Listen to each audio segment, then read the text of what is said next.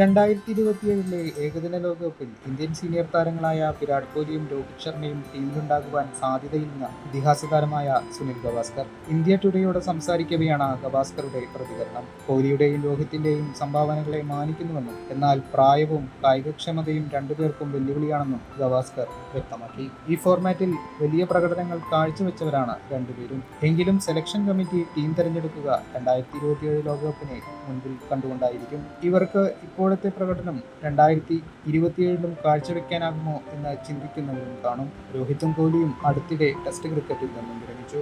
T20 ഫോർമാറ്റിൽ നിന്നും മാറി നിൽക്കുകയാണ്. 2025 ചാമ്പ്യൻസ് ട്രോഫിയിൽ ഇരുവരും മികച്ച പ്രകടനങ്ങൾ തുടർന്നു. ഏകദിനങ്ങളിൽ അവർ മികച്ച ഫോമിലാണ്.